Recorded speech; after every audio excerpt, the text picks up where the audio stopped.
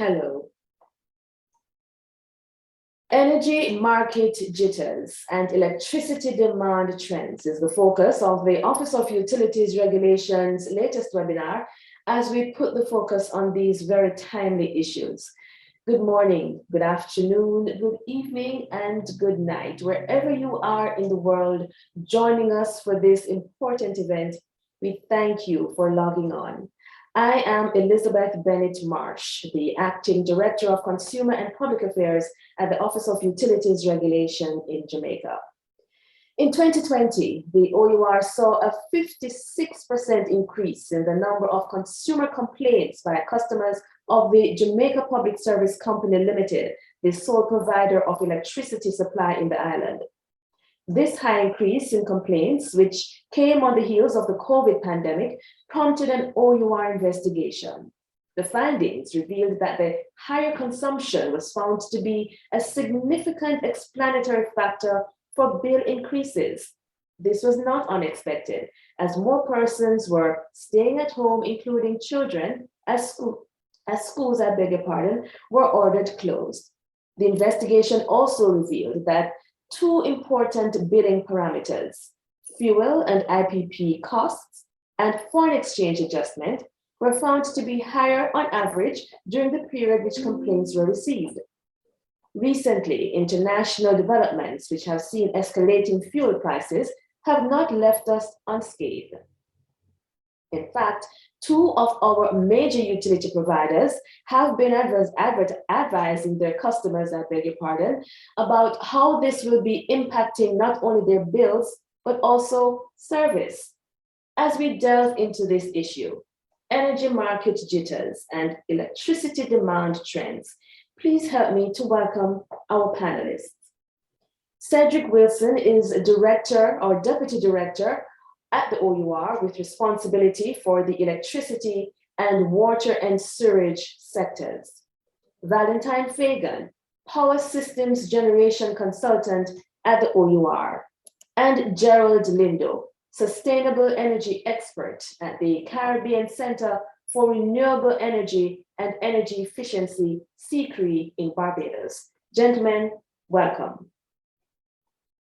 We also have sign language interpreter Mian Quinlan joining us to facilitate the hearing impaired. Feel free to drop us questions in the chat. We're joining live on YouTube and Facebook on the OUR platforms.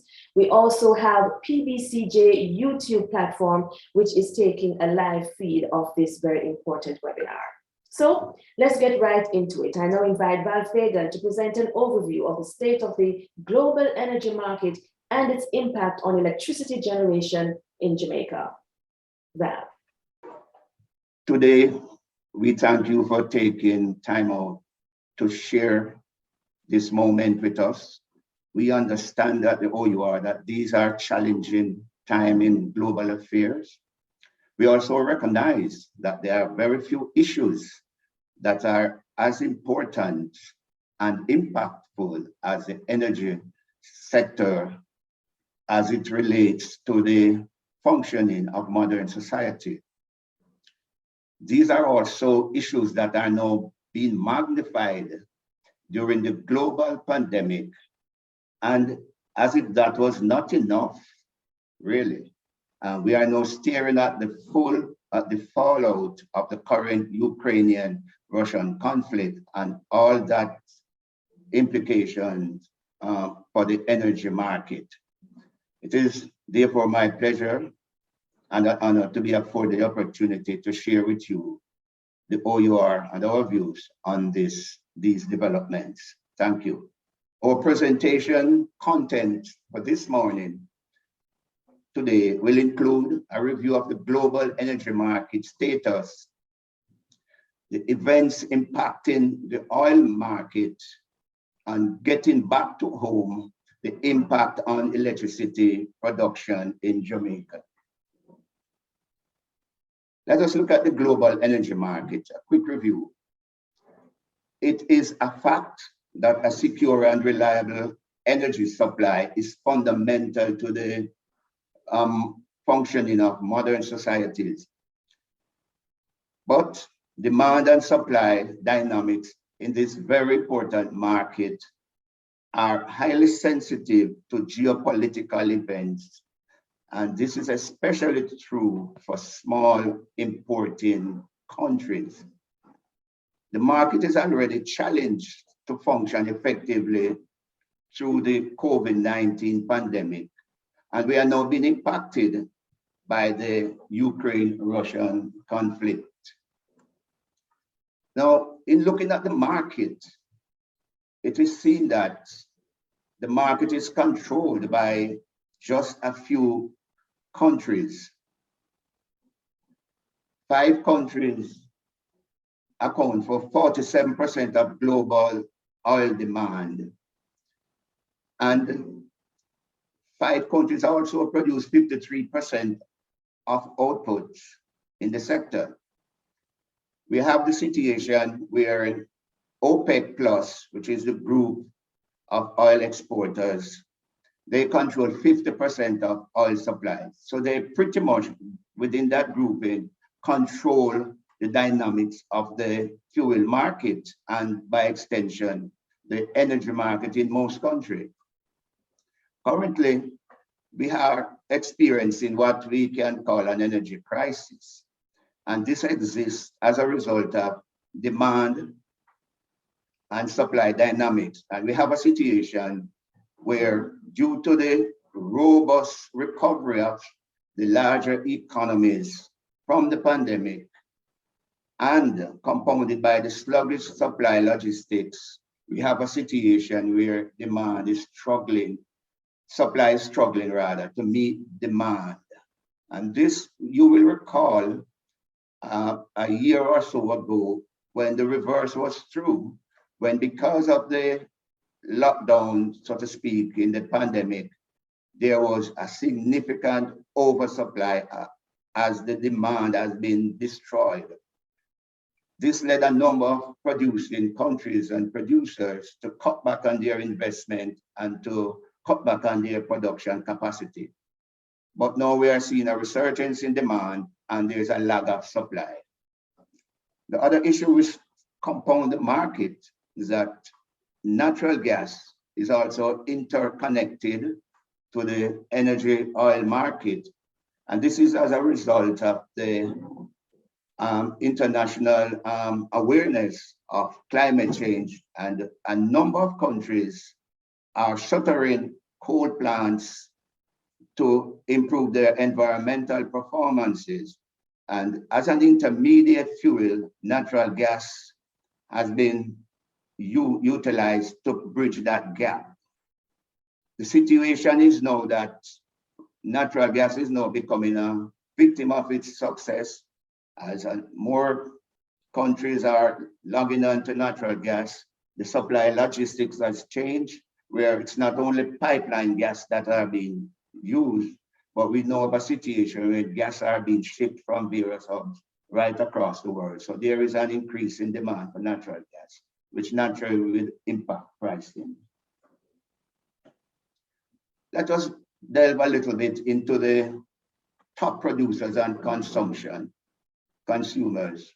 We know that the 5 countries, which is really USA, Saudi Arabia, Russia, Canada, and China, they produce 53% of supply. The rest of the world, 47%.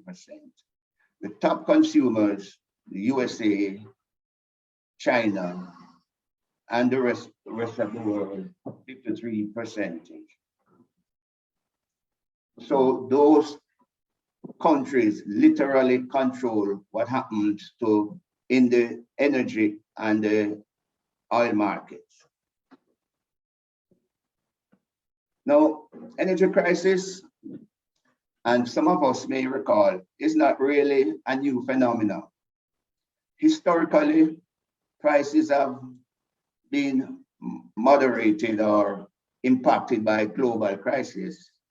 And we can recall, and in fact, next year represents is 50 years since the Arab OPEC embargo. When oil went up, then there are several other scenarios that impacted.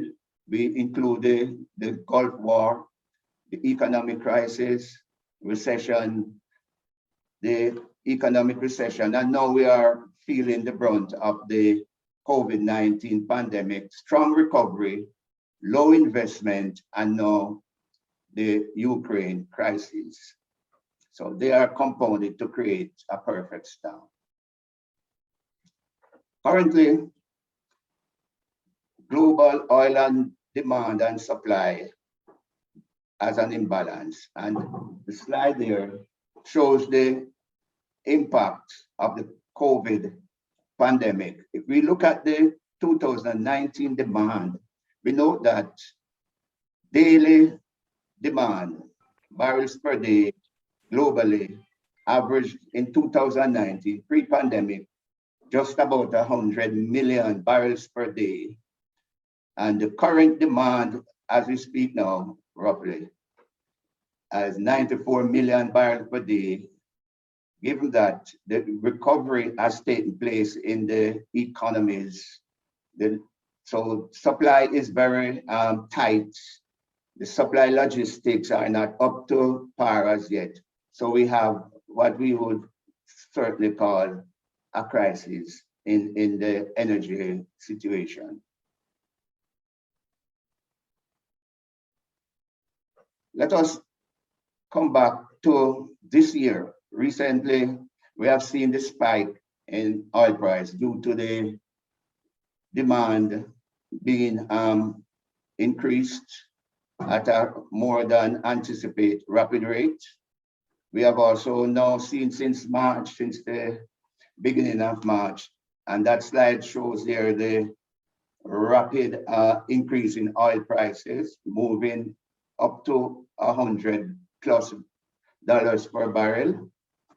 And that is another impact of the Ukraine crisis on top of the current shortfall due to the recovery from the pandemic.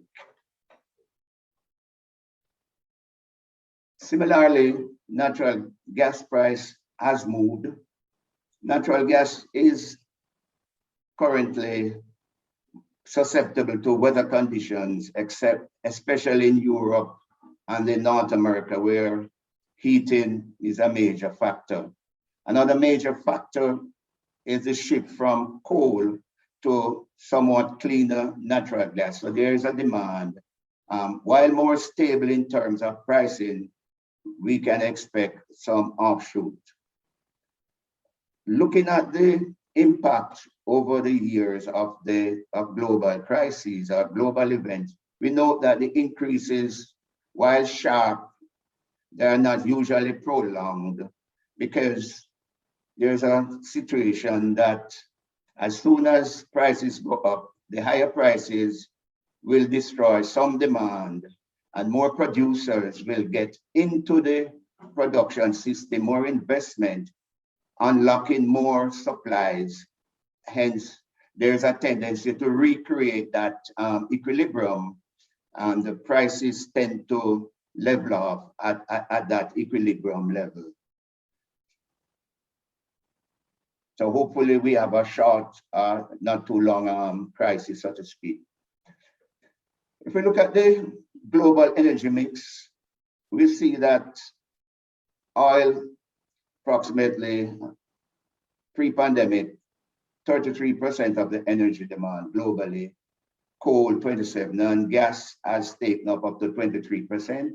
And as previously explained, gas is now becoming the intermediate fuel, wherein as plants shut down and we look at power transition fuel to more cleaner energy, natural gas becomes the natural choice.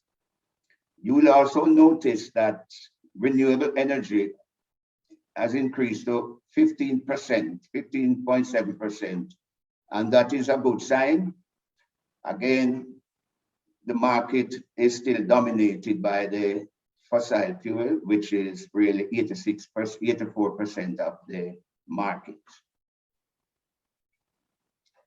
Closer to home, let us look at the impact of these issues on the energy situation in Jamaica.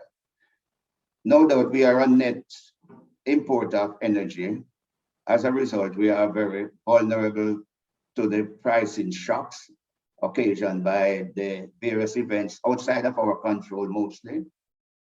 We note also that energy is a significant impact on the Jamaican economy.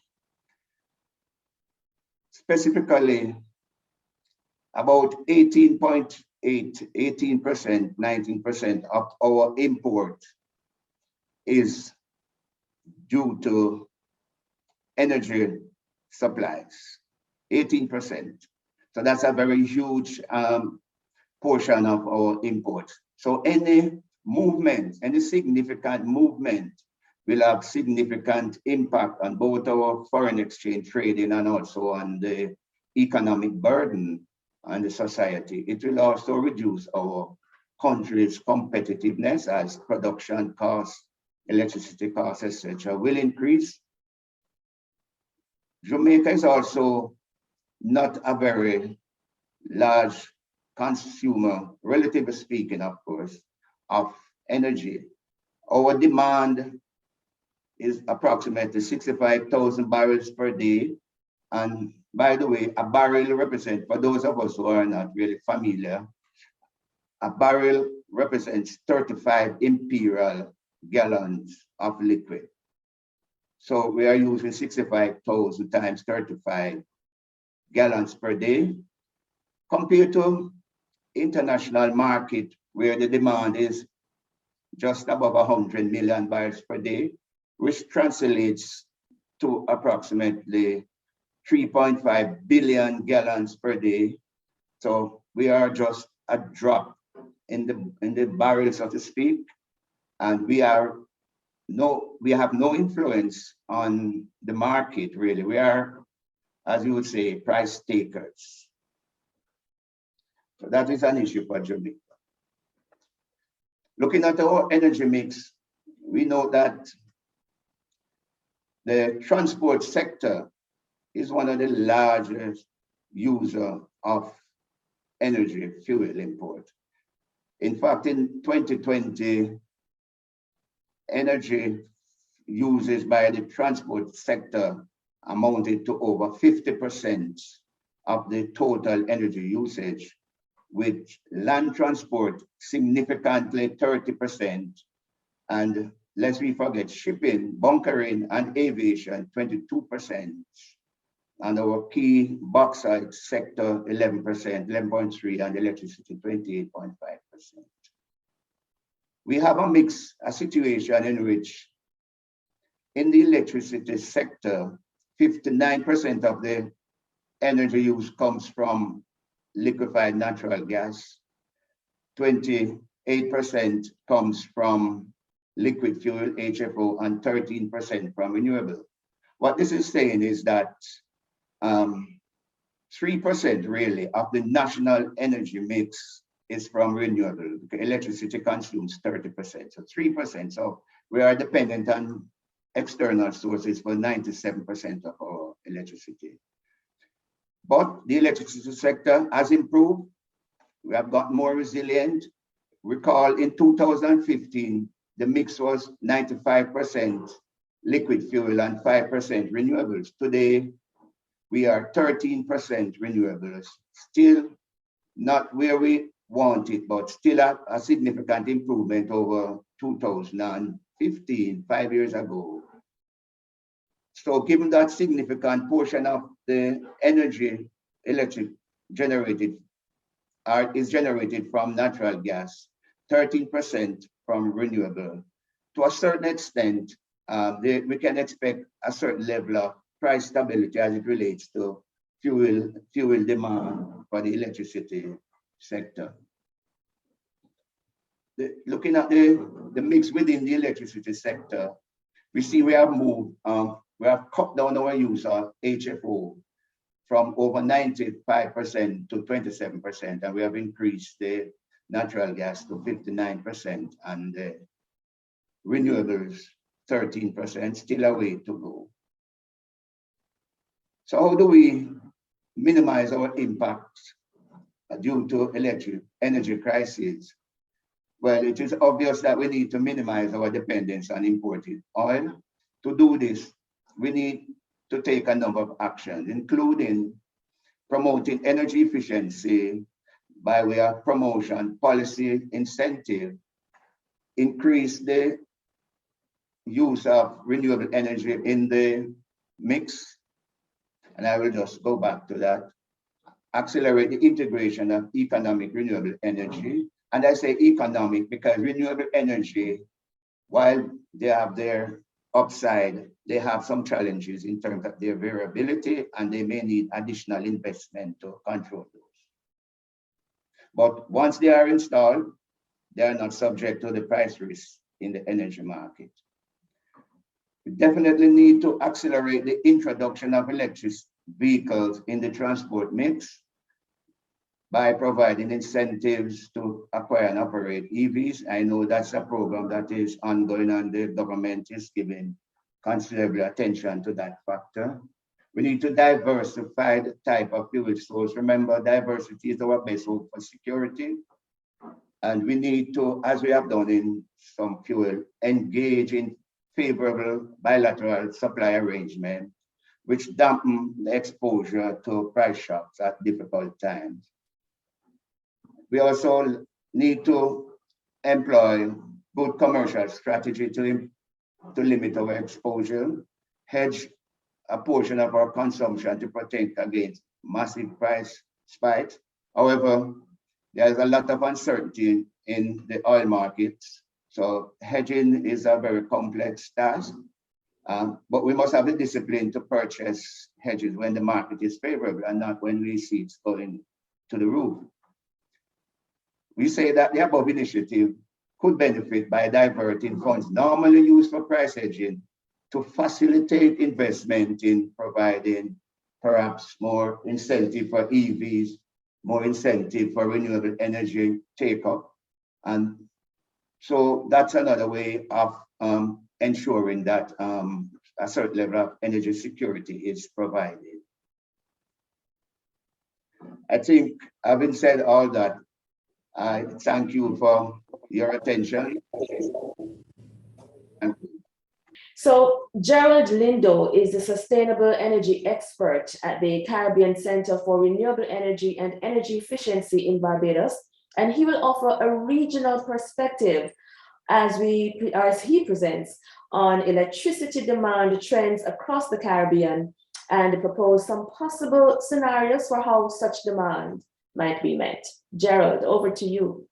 I'm Gerald Lindo, here to talk to you about electricity demand trends in the Caribbean. I'm going to cover three areas very quickly. First, the trends themselves, what future drivers of demand might be, and how we might meet future demand in the context of the clean energy transition that we're all going through. So let's get into it. Electricity demand, generally speaking, can be thought of as a function of what's going on in the economy. If there's a lot of activity going on, if people are running their ACs and turning on their lights and doing the things that people do in an economy, then electricity, in as much as it's the lifeblood of an economy, would follow that pattern. So when you're talking about trends in electricity demand, we first really need to look at what's going on in the economy. Here's a snapshot taken from ALADE data of what we've seen in the last decade or so over a cross-section of Caribbean countries. There are differences between the countries. We have Trinidad and Tobago, which is a large energy exporter and producer. Most of the other countries are really importers of energy. Belize is a unique situation because they have an interconnection with a much larger market, Mexico, to get their electricity. But overall, if you look for a trend, you're not seeing too much. You have to look very, very closely. You can see that there was some economic downturn in Trinidad around the middle of the last decade. Same thing in Suriname. Grenada had nice even growth growing up, and there was much more modest growth, if not flatness, in the rest of the places in the Caribbean that we're looking at. If you look at the GDP overall rather than per capita, you see again the same sort of trend. So if we were trying to relate this now to energy consumption, energy demand, what would we see? Well, not too much, unfortunately. just like the pattern of economic growth, the pattern of changes in the final consumption of electricity in terms of the total gigawatt hours consumed in the region is mostly flat. You have to look very hard to see some trends, but they are there. In Trinidad, for instance, you see that economic downturn that happened around the middle of the last decade, causing a dip in electricity demand. You see some rays of hope in Haiti, and that's pretty much it. Because of the sort of, in large part, stagnation that we see in the region, that's reflected in electricity demand. Until we get our economies booming and growing, electricity demand is not going to be doing very much. If you try and take a closer look and start to look at sector by sector, you can see a little bit more. Trinidad, which has a very large industrial base because they have very cheap electricity prices, because they have their own home resources at home. You can see the industrial base there, the industrial demand following the same pattern that we noted before. Everywhere else, you're not seeing that much of a change in terms of what's going on in industry. If you talk about commercial services and public sector, you see a little bit more now. And this is interesting because commercial services and the public sector, they're a little bit more sensitive to other factors, not just what's going on in the economy, but for example, occupancy of buildings. Or for example, well, you can see, for example, in 2020 at the rightmost side of the screen there, because that was the start of the pandemic, you see this big drop off in Jamaica's commercial demand. That's that top blue line right there. If you look at Belize, the red line from 2011 to 2012, you see a dip right there. That's because they had Hurricane Richard and Tropical Storm, I think it was Harvey, in those 2 years. And so a lot of businesses kind of shut down, a lot of people were staying home, and so you saw that dip in commercial demand. But without those exceptions, you see this flatness continuing. Residential, same sort of story. If you turn back to Belize again, during those tropical storm years where businesses weren't quite as occupied, more people were staying home, you see that increase in residential electricity demand. Trinidad, that top line, well, again, they have very, very cheap prices. They are, dare I say, promiscuous in their energy use in Trinidad. They use a lot of electricity at home, and you can see that in that very high level of consumption. But with a few exceptions and some fluctuations, you're not really seeing that much change in the residential sector. Now, what's the takeaway from all of this? A few things. First, demand and economic growth are generally very closely linked, and demand growth in the Caribbean appears flat mostly over the last decade, because of, we don't necessarily have the most vibrant economies, unfortunately. This is a commonality among us, despite big differences. You have people who are exporting energy, like Trinidad. You have people with interconnections like Belize, yet the same pattern generally holds. We note as well that disasters or structural changes may disrupt the trend. So when we have COVID coming in, you see that in the trend. When you have a tropical storm, that is reflected. And if you notice Guyana a few slides back, their economic growth really picked up in 2020 because they found oil and gas. We can expect that structural change in their economy to also be reflected in energy demand changes. Some sectors of the economy are more inelastic or resilient to change than others, but generally speaking, you have to look very closely to find a real trend in electricity demand in the Caribbean. Now, looking forward, what might drive demand? Very briefly, things can drive it up, things can drive it down, and some things you have to really ask about. Things that might drive up demand, resource breakthroughs. If you're like Trinidad and you have a lot of cheap energy coming out of the ground, of course you're going to use it. Guyana is probably going to follow that same trend because of their discovery. So one would expect demand to skyrocket in Guyana. It's kind of the way it's very high in Trinidad right now. Electric vehicles, a very, very fascinating structural change here. We're not just talking about a variation in the amount of vehicles on the road. We're talking about a qualitative change in the thought of fuels that these vehicles use. And so if you have people switching fuels from gasoline to electricity to move around, that's a structural change that would really drive up electricity demand. And of course, economic growth. It is something we're all pursuing. And if we finally get the genie out of the bottle, if we finally unlock economic growth in the region, you will see demand going up. That said, it could be mitigated by technological changes and specifically efficiency improvements. The Caribbean does not necessarily have the most efficient economies in the world, mostly because of the driver of tourism. Tourism is not very energy efficient because you're trying to have people living in luxury, right? So we're not the most efficient economies, but as more and more efficiency technology takes root, we're talking about efficient lighting, we're talking about more efficient industrial processes, you can expect demand to fall. Climate change, now, that's an X factor. In as much as climate change can really wreck our economies, you can expect that to cause a fall in demand. But in as much as climate change can increase temperatures, you might expect to see an increase in cooling loads, which would especially affect the commercial sector where you have a lot of ACs in the place. So again, the takeaways: technological change can drive electricity demand, either increasing it or decreasing it. Economic growth will almost certainly increase demand. Cheap local energy resources can cause demand to skyrocket. If you have it, why not use it? And climate change can have unpredictable effects, though they're generally predictably bad. Very quickly, let's talk about how we're going to meet demand in the context of the clean energy transition. Now, the easy answer as to how we're going to meet future demand is, oh, we're going to use renewables, because we have a political commitment almost universally in CARICOM towards increasing the share of renewables, even up to 100%.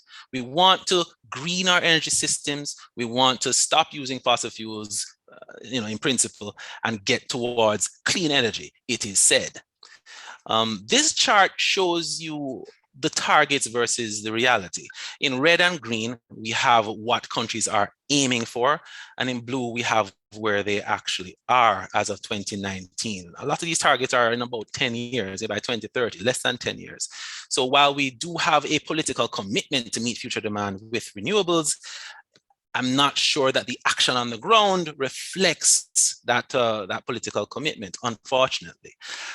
If you take a look at where renewable electricity generation is increasing and you aggregate it across a number of countries, you can see that over the, say, since 2000, there has been an increase in the share of renewables overall, which is good. That suggests that trying to meet future demand with some renewable electricity.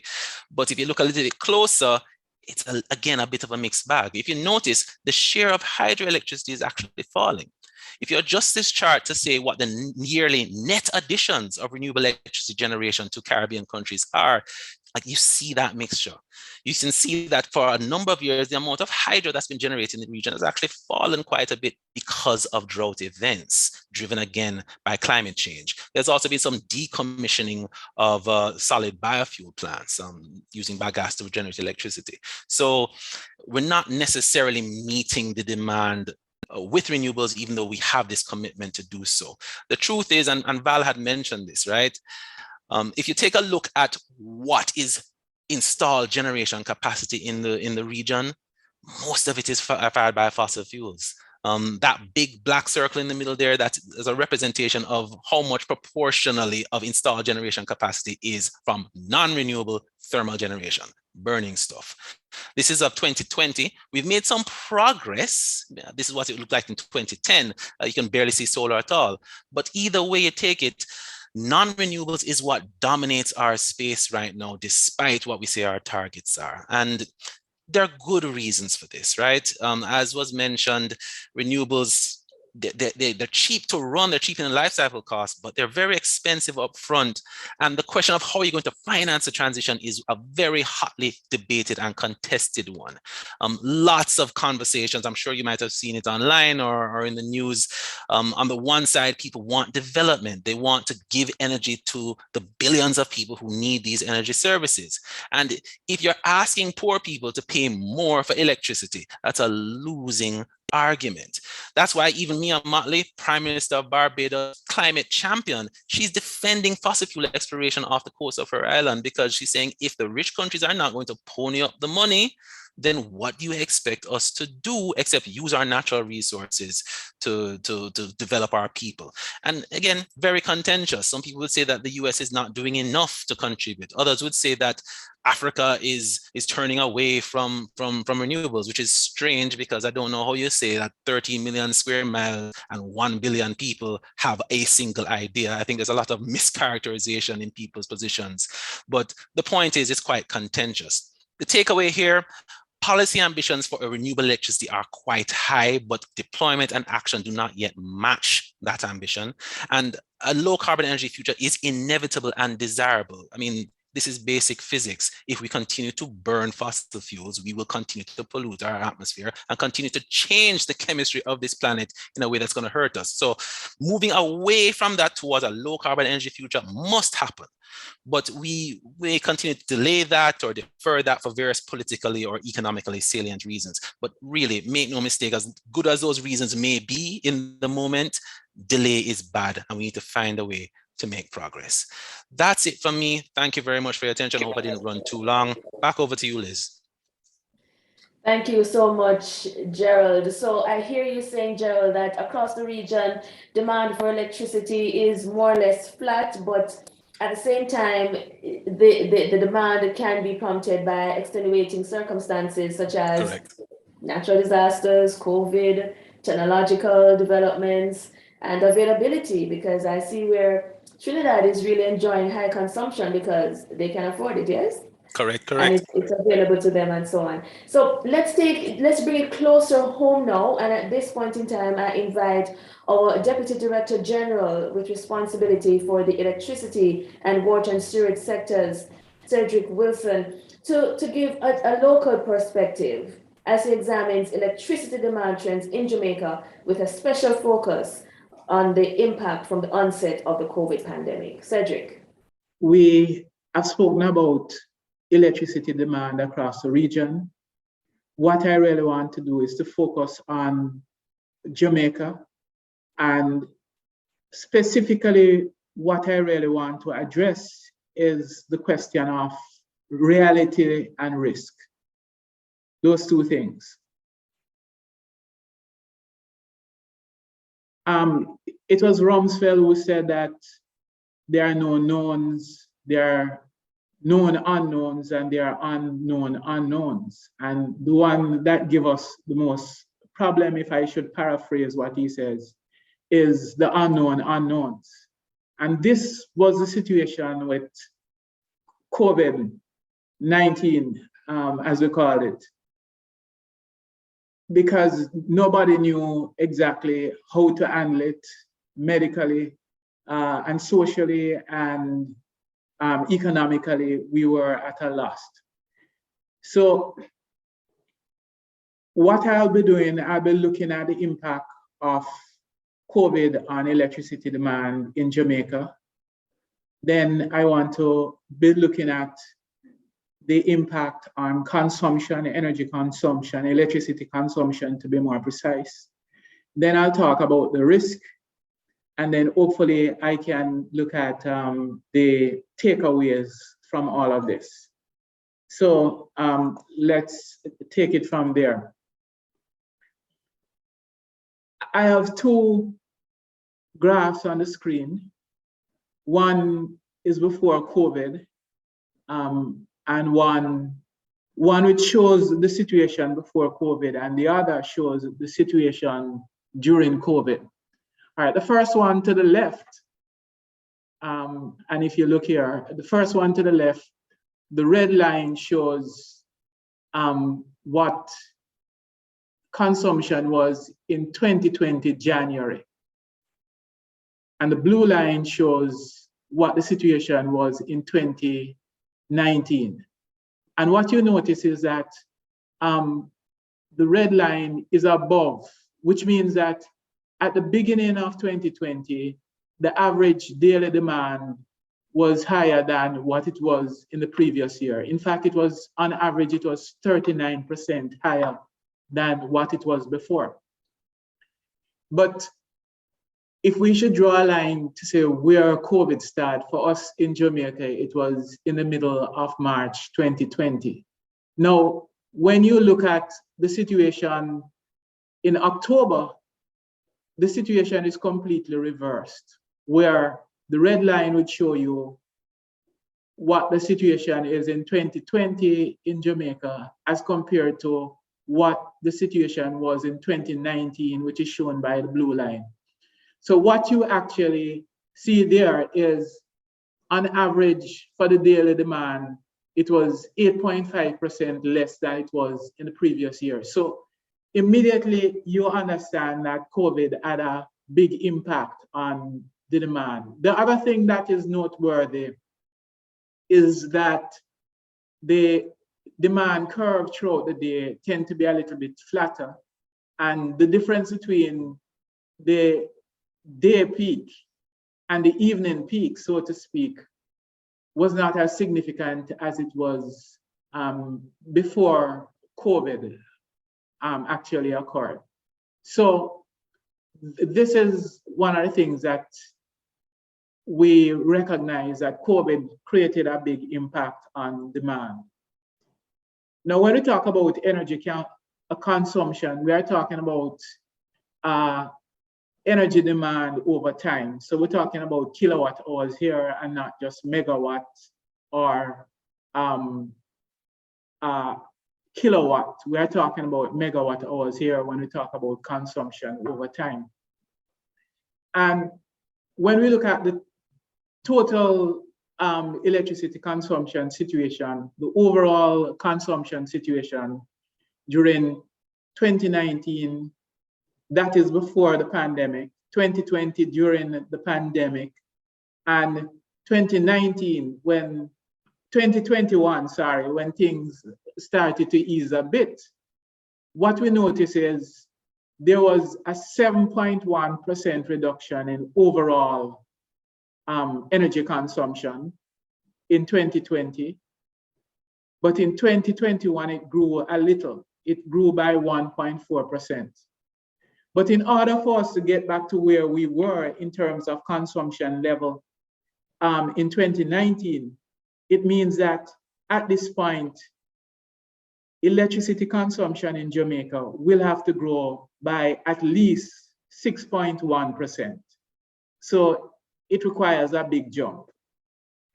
But the picture, while total consumption fell by 7.1%, this wasn't the same situation in all classes.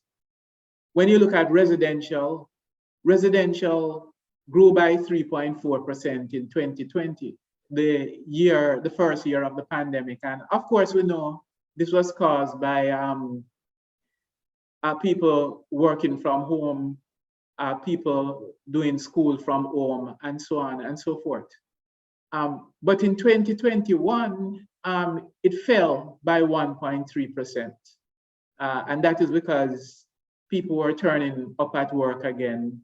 And as well, there were economic dislocations. So some people were without jobs and that kind of thing. But for us to achieve, when we look at where it was in 2019, consumption for the residential class of customers is 2.1% above where it was in 2019. And from the looks of things, we won't be returning to that situation again. When we talk about small commercial consumption, shops, mom and pop shops and little stalls and grocery shops in your community, what happened during 2020, the COVID year, the first year of the COVID, the consumption in that category fell by 10%. So small businesses were hit hard. In 2021, it grew marginally by 1.5%. But in order for it to reclaim its position that it was in at the end of 2019, it would have to grow from this point during 2022 by 11.3%. So it would require a big jump. Now, when we look at the large commercial, which we're talking about hotels and manufacturers, those kinds of business, that area suffered a big hit. In 2020, consumption fell by 12.1%, but it showed some measure of resilience in 2021. It grew by 5.3%. But in order to get back to where it was by the end of 2022, it would have to grow by 8% over what happened in 2021. So what we have is overall where we are in 2022 now, 2022 March, we are still behind where we were at the end of 2019. So there is a lot to cover. Now there are risks. I want to talk for a few minutes on what is called the duck curve, which was identified first in California. What this duck curve revealed is that with the addition of solar panels and distributed generation, what happened is the demand for conventional resources to generate electricity fell each year during the day, right? So it fell each day during the year. And so this is why the belly of the duck curve got lower and lower and lower. While this is good, and it is good for environmental reasons, from the perspective of what happens to how you use the assets, if it falls very low, there is a potential for overgeneration. It means that you are going to have conventional assets that you might not be using. And one of the things, the risk that we face with what is happening now is it could lead to a duck curve situation where some of the assets for generating won't be used, because we are operating in the context of a revenue cap. And with that revenue cap, if volumes are low, what will happen is the following year, prices will go up. And what this will do is it will make renewable energy much more attractive. And beyond a certain point, it could actually affect the cost of electricity for people who will remain on the grid and are without renewable resources. So that is one, the duck curve. The second risk we face, and I somewhat alluded to it a little while ago, is the price kilowatt hour migration. And again, what we are talking about is a price cap situation. The price cap is, as I've said before, if you don't get all of your revenues, if the utility doesn't get all of its revenue in 1 year, the following year prices will go up to ensure that the balances that were unrecovered the previous year will be recovered the following year. So when you have low volumes, like in the case of COVID, what you find is that the price goes up. And what this could turn out to be is that people see higher prices, they migrate from the grid and find other ways of substituting for electricity on the grid. So you find more solar, you find, in the case of Jamaica, more people might be buying natural gas to deal with their energy needs. And as a result of that, there is a gap between what should be recovered by the utility and what they actually recover, and that sends prices up. And with higher prices, it leads to a migration. And then again, that sends the prices up again, and this can lead to a spiral. So this is one of the concern about the possibility of a price kilowatt hour migration spiral. So what are the takeaways? I'm going to try and wrap up quickly. One, the pandemic has flattened the demand curve. Two, the pandemic has led to significant reduction in overall consumption. Then what we do know with the relaxation of, even with the relaxation of COVID protocol, it is unlikely that overall consumption is likely to achieve the levels that it were at in 2019 before 2023. And furthermore, with the turbulence that is occurring right now in the fuel market, with higher prices, this could push that recovery way over into 2024. The other set of takeaways are, if electricity prices continue to rise over the medium to the long term, what we might find is a situation where people substitute renewable energy, which will be cheaper, for conventional energy. And what that means is that for the people who remain on the grid, they could see higher prices. Also, in terms of managing the situation, what is absolutely necessary in the case of Jamaica is for us to get back to the IRP, the Integrated Resource Plan, which is a roadmap which indicates additional generation, additional transmission and distribution capacity on the grid. And that is necessary because if we operate with the plan that is in existence now, it is likely that electricity prices will go higher, which really is not a good idea if you're talking about growth in the economy and given how vulnerable we are to oil prices and all of that.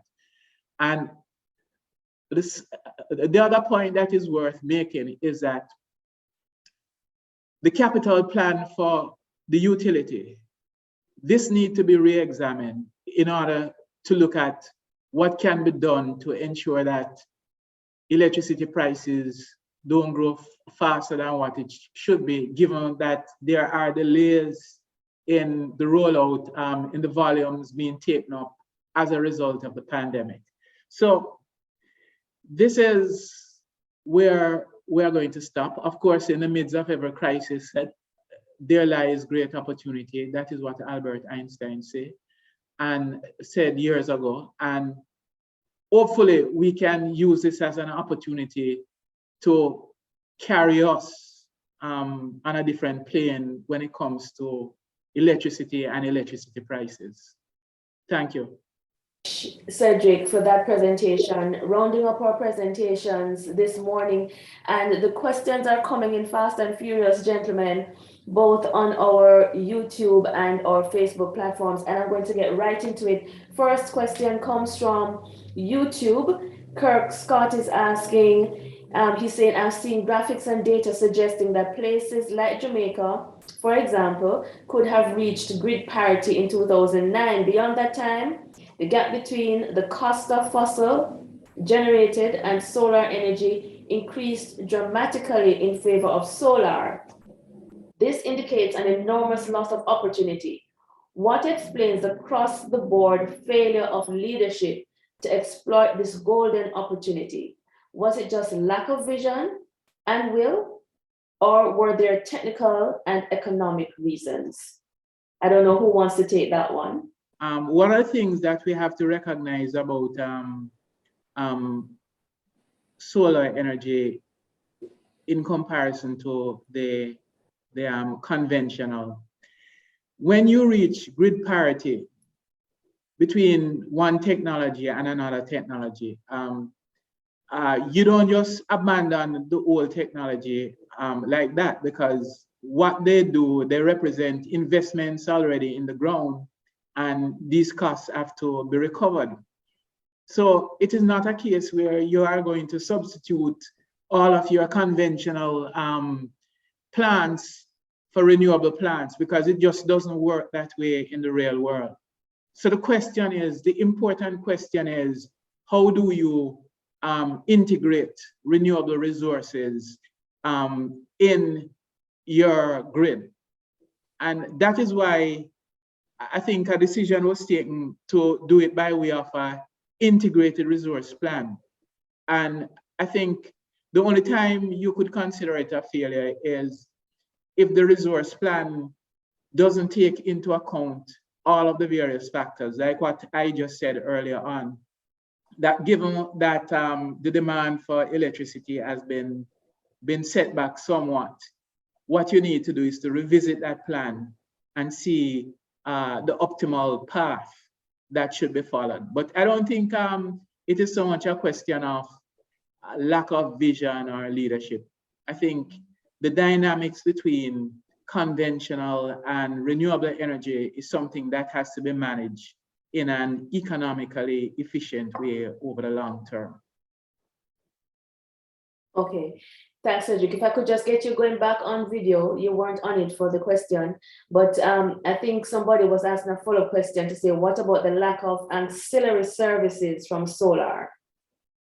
I don't know if that you want to take that one, Cedric. I'm not certain what exactly is being asked there. Okay, I don't know if that's fine. you can handle it or Cedric, I am also not too clear as to what are the requirements in terms of the question, basically. Perhaps they need to rephrase that question in terms of the ancillary service. I don't understand this. Well, I imagine that part of that might be the sort of services that spinning reserve can provide that solar can't really. Things like voltage support. I think one of the things with solar is, and this is further to Cedric's point, you're going to have to pair it with a lot of other things to make the entire system work. Like solar would have to be deployed with storage for you to be able to manage the grid in a way that makes sense for the consumer. And so I think that's what the question might have been getting at with respect to the lack of ancillary services. And it goes right back to the need to have an integrated planning approach. It's not just throw up a bag of solar, it is how do you balance that with the right amount of storage? How do you keep enough spinning reserve to prevent any disasters, that sort of thing. And I agree there, that you mentioned, but we have to be very careful how we look at renewable in terms of what it can do to the grid, because as we mentioned, and I think it was mentioned by yourself, the variability, we cannot just look at renewable resources because they have significant other investment which a lot of investors need to take into account. We have to look at one, storage. We have to look at where those particular resources are available, because recall a solar plant needs a utility scale, needs a very large land area. A wind plant, the wind is, in terms of the appropriate speed, is located in communities which are usually a distance from the load center. So the other facilities are storage. We need to provide storage. We need to provide long transmission lines. And we need to ensure that the grid can be operated reliably. We need to ensure that, yes, renewables are good, but we have to take them in context. We have to ensure that they are dispatchable, or that we provide means to allow them to be dispatchable. So it's not just, put in as many or as much renewable plants and we get rid of it. It's not that straightforward. Thank you. Val, stay on. I can't see you, Val, for some reason. I don't know why, but you mentioned in your presentation that we are now at, great, I'm seeing we are now at 59% of LNG in terms of our energy mix, 28% liquid fuel, and about 13% of renewables, compared to about 7 years ago when we were at 95% of fuel and 5% of renewables. 5%. We have heard this in the domain in recent times with the increase in world oil prices for fuel and the impact it's having on us here. Did LNG serve a purpose? Did the introduction of the LNG and the energy mix in the country benefit us at all, since we're seeing this increase now? How would you respond to that, Val? Well, to start with, diversity is a very good form of security, and LNG provides that sort of diversity as an intermediate fuel in terms of the transition. If you look at the international scenario, which was presented earlier on, we show that in spite of the effort that internationally renewable energy as part of our energy mix is less than 15%, it's about 13, 14%. Because, while it is good to say that, we have to be careful. Now, with respect to LNG, LNG is an imported fuel. We have managed to integrate about, as you said, is 59% of renewable energy, of LNG into the mix by converting existing plants and by building new plants. The problem in terms of pricing is that the scale of our requirements is very small. So what you'll find is that while we have better prices than with liquid fuel, the cost of the facilities have to be factored in, and that will contribute to the pricing, not as expected in terms of, but still less than using the HFO. And at this time, we are fortunate to have those plants because we are somewhat insulated to the extent that we use LNG from the spurious and wild ride in terms of liquid fuel. And so I think they have served their purpose. And over time, as we grow into this fuel, as energy demand increases, we will find that LNG becomes more and more competitive locally, although it is still competitive at this time. Thank you, Val. And two more questions. Cecil Gordon, I think he wanted to ask you this question, Cedric, coming out of your presentation. Are you recommending that we stay on the grid to keep prices stable? Cedric? No, I'm certainly not recommending that you stay on the grid to keep prices stable, because essentially what we are operating in is really a free market, right? And what it means is that people have to operate essentially in their own self-interest. But what we're thinking of is optimality in terms of a system rather than the individual. So what you might find is that while things might be lower for one person, the sum of the parts might not be equal to the whole. Essentially that is what I'm saying. So from the perspective of a planning purpose, I think we have a responsibility. Those of us who plan the GP and the ministry who do the planning, they should be looking at it to say, when we look at electricity, when we look at the import of fuels, how are we going to get to a point where it will have the best effect on our balance of payments, and at the same time will cause the lowest impact on customers, and do that analysis, and on the basis you do that rollout. So there are certain things I don't see happening, or I would not recommend. Like there might be a plan right now to roll out a certain amount of energy capacity over a certain period of time. When you take into account that we have been set back for a couple of years, this is only going to make electricity more expensive if we don't take full recognition as to what is happening. So we have to balance everything.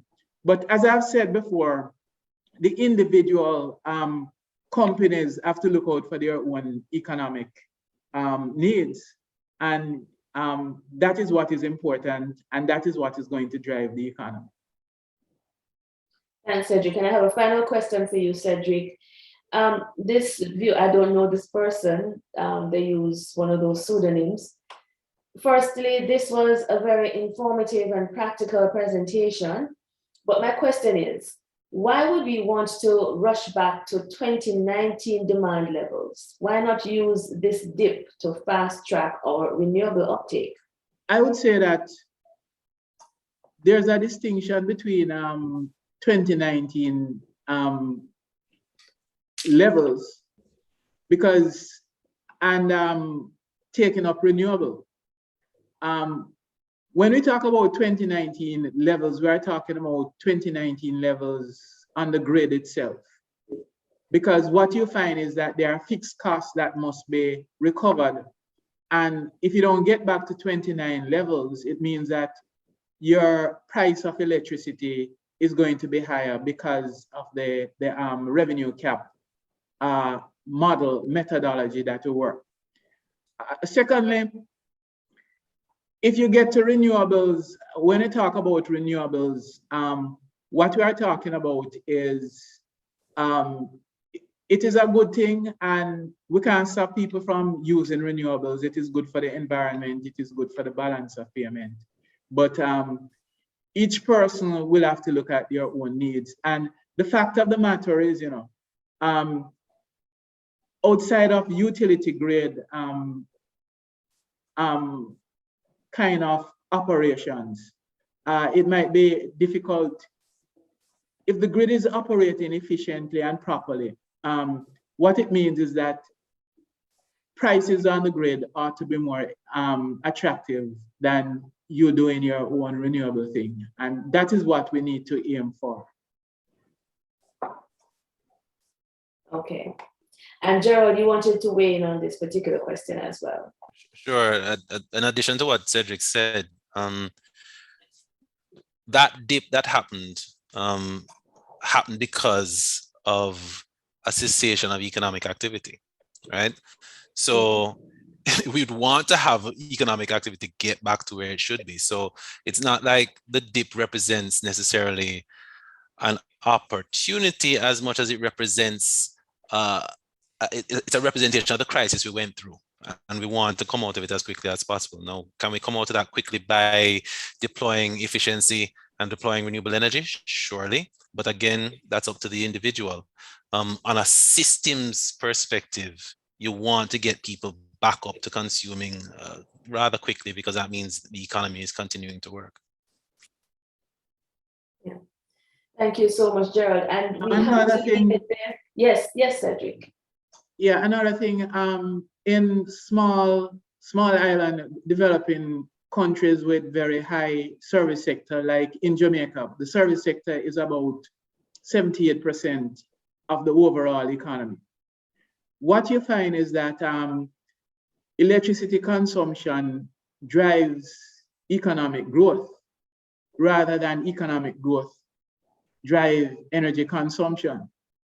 So therefore, in a sense, if you can get your energy consumption up, because it is usually associated with tourism and other service areas and stuff.